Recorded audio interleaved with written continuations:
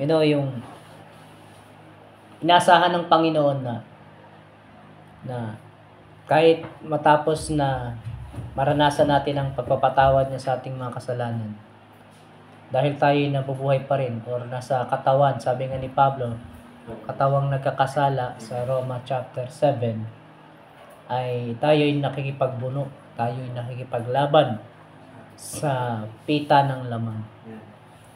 Tayo ay nasa kalagayan na nagsisikap na sumunod sa kalooban ng Diyos.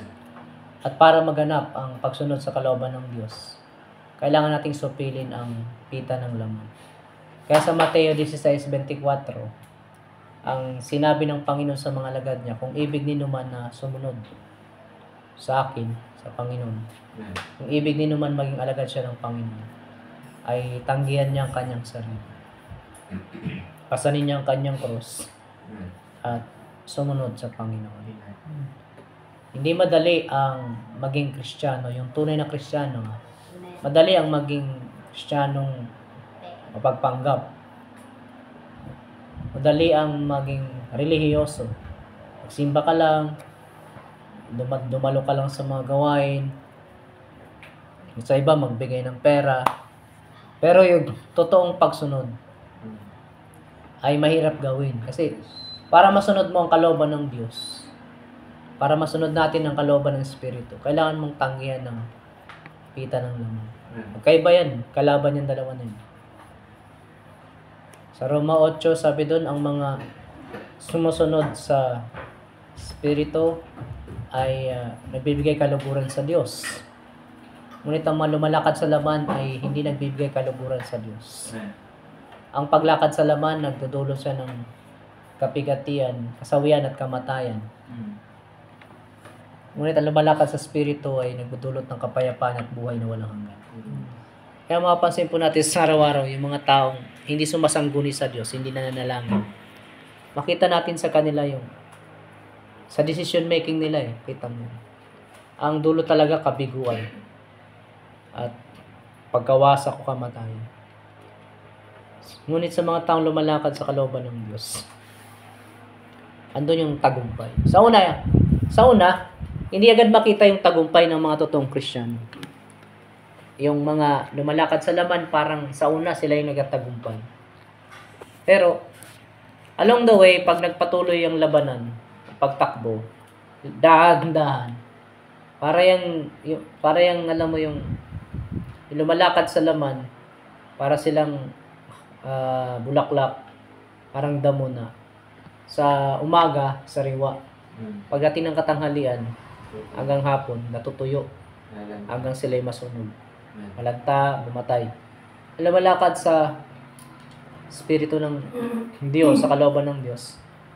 Para yung isang matibay na halaman. Maliit siya sa simula, pero yung mabang na sisinagan siya ng araw, yung ugat niya humahaba, lumalalim. At yung araw, nagiging kakampi niya yun para siya ay tumatag.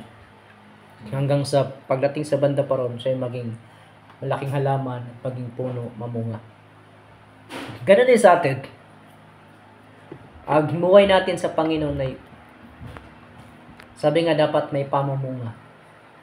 At yung bunga na inaasahan ng Diyos ay yung karakter na meron siya. Pag-ibig, kapakumbabaan.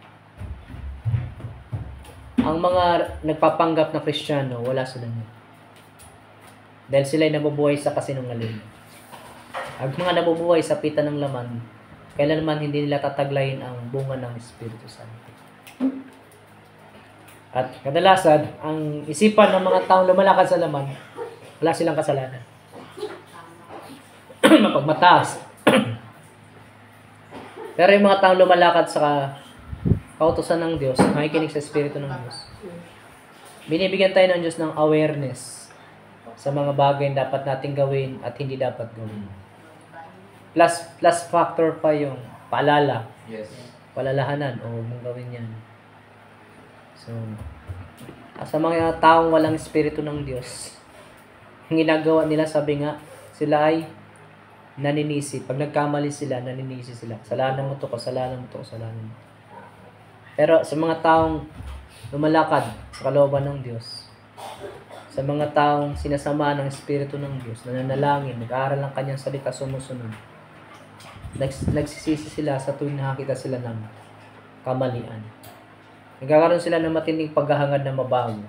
Nagkakaroon tayo ng nag-aapoy na pagnanasang hindi na ulitin yung pagkakamali na yon dahil nakikita natin yung epekto. Nagkakaroon tayo ng tinatawag na remorse sa loob natin. And we are responsible. Inaakod natin yung kamalian. Hindi natin pinagtatakpan. Kundi kino-confess. Kaya nga, sabi ng 1 John 1:9, if you confess your sins, God is faithful and just. Amen. Ang mga nagko-confess lang ng kasalanan ay mga taong lumalakad sa kalooban ng Diyos. Tunay na Kristiyano.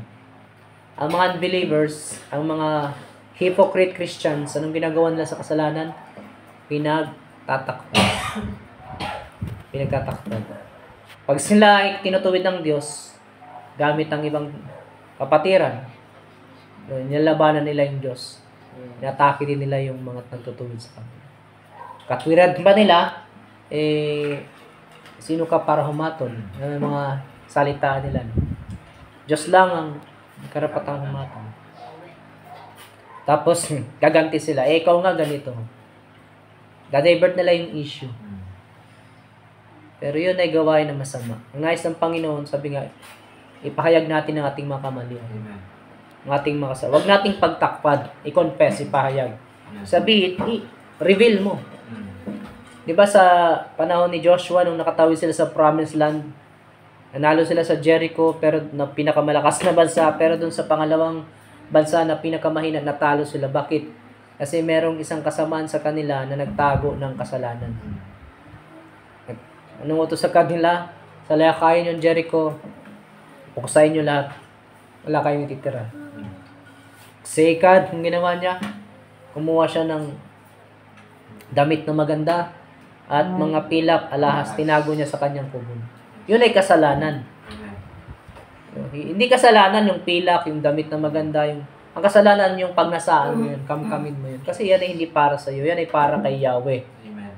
Doon sa mga susunod na spoils, pwede kayong kumuha kasi wala nang utos na sunugin mo lahat. Pero yung una, sabi ng Panginoon, huwag niyong pinakialaman nila. Ganyan din yung nangyari kay Saulo. Ang utos sa alakayin niyo ang mga malakita, wala kayong ititira, patayin niyo lahat, sunugin niyo. Nagtira sila. Pinagnasaan ng mga tauhan niya, yung pinag-imbutan yung mga matatabang baka, guya. Nagkasala sila.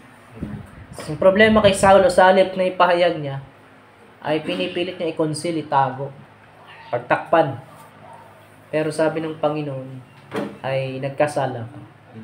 Wala tayong may tatago sa Diyos. Hayag ang lahat sa Panginoon. Therefore, nasaan ng Panginoon, tayo bilang mga tunay na Kristiyano, pag nagkamali, sa mga bata, pag nagkamali, huwag nang magdahilan. Confess. Humingi ng tawad. Masanay kayo sa ganyan. Mahirap yung paliwanag ka ng paliwanag na sa pagkapaliwanag mo, hindi mo tinatanggap na nagkamali. So, ganun po yun. So, yun lang. Ngayong gabi ay sabi nga, wala pang nabubuhay na perpekto sa lupa. Pero sa biyaya ng Diyos, pwede tayong makalakad sa katwiran sa kanyang kabanan. Sa pag-ibig ng Diyos, ay merong kapatawaran sa mga pagkakasala. Merong paglilinis na ginagawang Diyos. Palinis tayo, humingi tayo ng tawad, at sabi nga, sa mga darating na panahon ay subukin natin na wag nang maulit. Yung may pagsisikap kang wag nang maulit yung nagawa. Wag nang maulit yung mga pagkakamali. At tayo, and besides, you have to look at the consequence. Siguro kung sa bawat pagkakamali natin nangingitim tayo, baka sunog na sunog ka na. Makikita mo, ang bihira, ayoko maging sunog. Itigil ka talaga, pipilitin mo. Lalo pag mukha mo na natitirang puti. Ayan, di ba?